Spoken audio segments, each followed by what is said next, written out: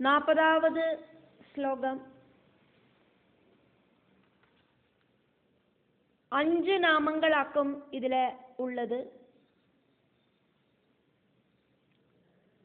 തടില്ലതാ സമരുചിഹി 8 അക്ഷരങ്ങൾ இருக்கிற നാമമാക്കും ഇത്. ஷட்சக்ரோபரி சம்ஸ்திதா இதுவும் 8 அக்ஷரங்கள் இருக்கிற நாமம். மகாசக்தி 4 அக்ஷரம் இருக்கிற நாமம். குண்டலினி 4 அக்ஷரம் இருக்கிற நாமம். பிசதம் துதனியசி 8 அக்ஷரங்கள் இருக்கிற நாமம். இப்படியாக 5 நாமங்களோடு கூடின ஸ்லோகமாக்கும் இந்த 40வது ஸ்லோகம். ലളിതാ സഹസ്രനാമത്തിലെ വാഗ്ദേവികൾ വർണ്ണിക്കുന്ന ശ്ലോകം. തടില്ലതാ സമരുചി ഷട്ചക്രോപരി സംസ്ഥിതാ മഹാസക്തി കുണ്ടലിനി ബിസതന്തുദനീയസി.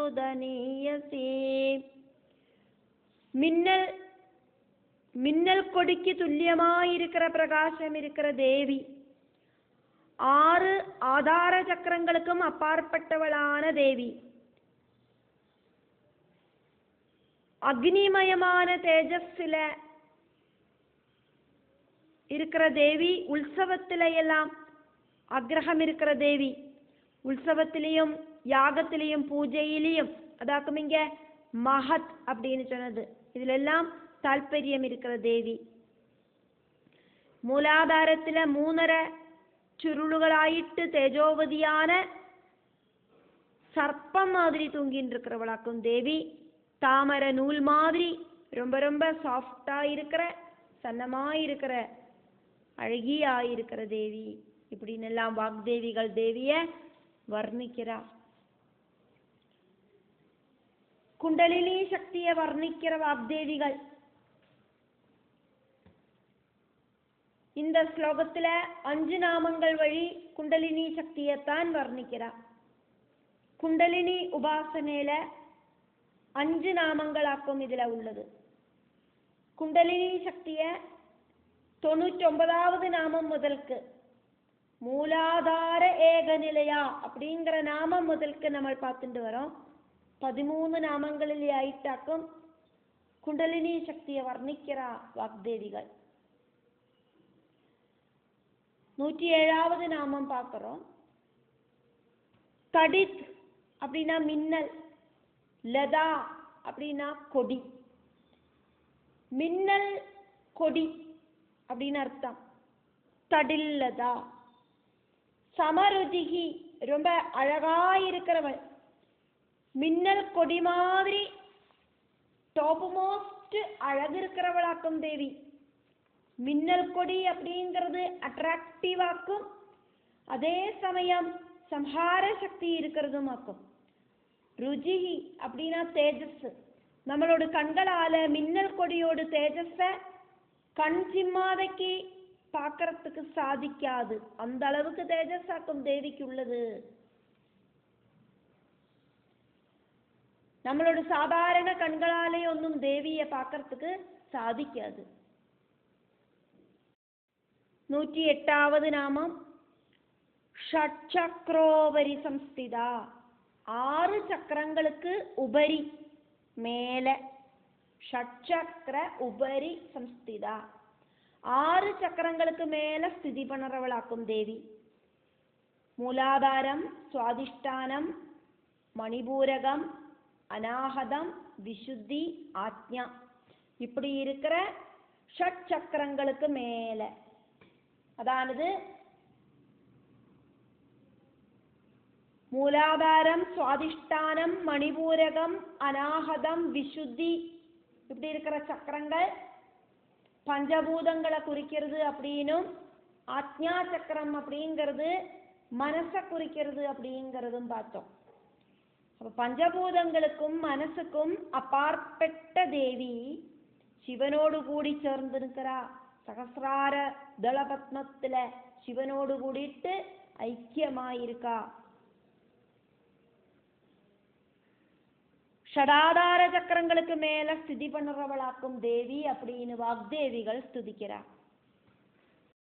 109வது நாமம் மகாசக்தி.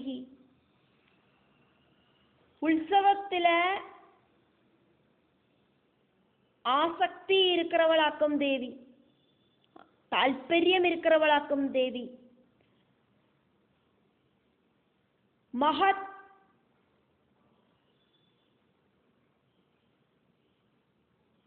அதாவது மகசு, மகசுனா தேஜஸ், தேஜஸ் அப்படின்னும் உற்சவம் அப்படின்னு சொல்லலாம்.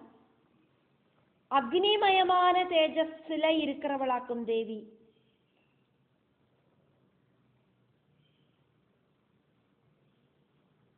இந்த மகசுக்கு உற்சவம் அப்படின்னு சொல்லலாம். உத் பிளஸ் சவம், உற்சவம். உற்சவமூர்த்தியாயிருக்கிறவள் தேவி. உத் அப்படின்னா உயர்றது, சவம் அப்படின்னா பிரவாகமாயிட்டு ஒழுகிறது. ஆனந்த பிரவாகத்துல உற்சவ திமிர்ப்புல ஆராடற தேவி. சிவசக்தி சம்மேளன தால்பரியம் இருக்கிற தேவி அப்படின்னு அர்த்தம்.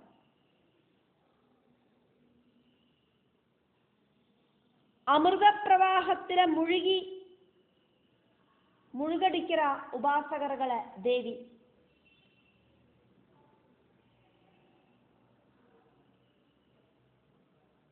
மகாசக்தி அப்படிங்கிறதுனோட அர்த்தமாக்குமே பார்த்துட்டு இருக்கோம். உற்சவத்திலையும் யாகத்திலையும் பூஜையிலையும் எல்லாம் தால்பரியம் இருக்கிற தேவி.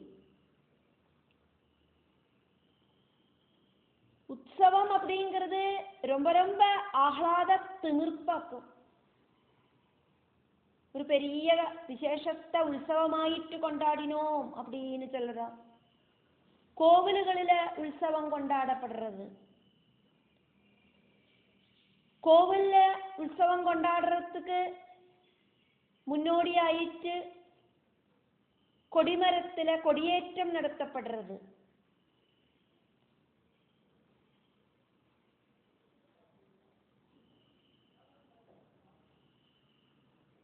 கொடிமரம் அப்படிங்கிறது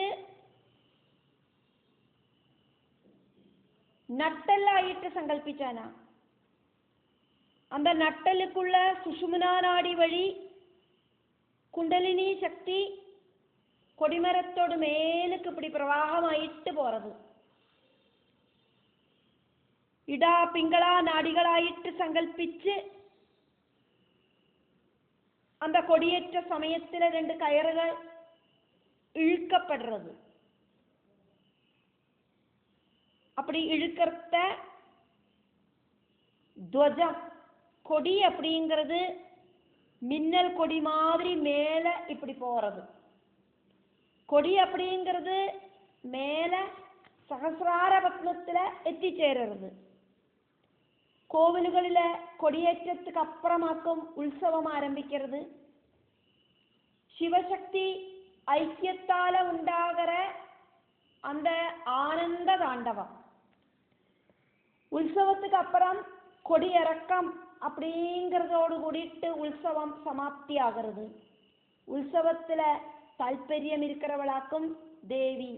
அந்த உற்சவம் அப்படின்னா ஏது மாதிரி அப்படின்னு சொல்றதுக்காக்கும் இங்க கோவில எக்ஸாம்பிள் ஆயிட்டு சொன்னது. 110வது நாமம் குண்டலினி. மூலாதார சக்கரத்துல நாபிக்கு கீழே இருக்கிற மூலாதாரத்துல 3.5 சுருளாயிட்டு சர்ப்ப வடிவுல அசையாம இருக்கிறவளாக்கும் லலிதாம்பிகை தேவி. குண்டல அப்படின்னா விருத்த ஆகிருதி. மூலாதாரத்துல சர்ப்ப தேஜஸ் மாதிரி 3.5 சுற்றில அசையாம இருக்கிற கிரியாசக்தியா இருக்கிற தேவி. பிராண தேஜஸாக்கும் குண்டலினி.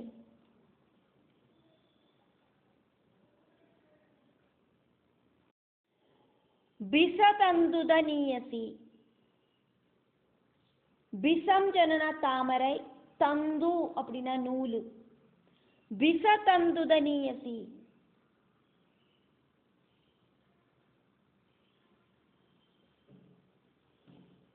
தாமரை நூல் மாதிரி ஸ்லிம் ஆக்கும் தேவி, சுஷ்ம ரூபிணியாக்கும் தேவி, சாஃப்டா இருக்கிறவளாக்கும்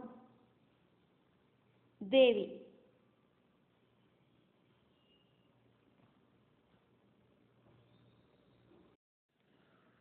தடில்லதா சமருஜி ஷட்சக்ரோபரி சம்ஸ்திதா மகாசக்தி குண்டலினி பிசதந்து தனியசி.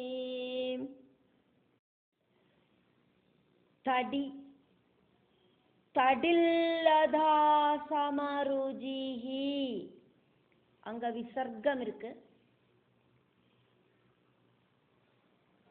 நீட்டாம சொல்லணும். தடில்லதா சமருஜி ஷட்சக்ரோபரி சம்ஸ்திதா, ஷட்சக்ர உபரி சம்ஸ்திதா. மகாசக்திஹி விசர்க்கம் இருக்கு, மகாசக்தி குண்டலினி பிசதந்து தனியசி, பிசதந்துத நீயசின்னு சொல்லக்கூடாது, பிசதந்து தனியசி. பிசதந்து அப்படின்னும் தனியசி அப்படின்னும் சேர்ந்த பதங்களோடு கூடிட்டு பிசதந்து தனியசி. நாமஞ்சொல்லர்த்த பதம் பிரிக்கப்படாது, தெரிஞ்சுக்கிறதுக்காயிட்டு பதங்களை பிரிச்சு மைண்டுக்குள்ள வச்சுக்கலாம், அவ்வளோதான். பிசதந்து தனியசி.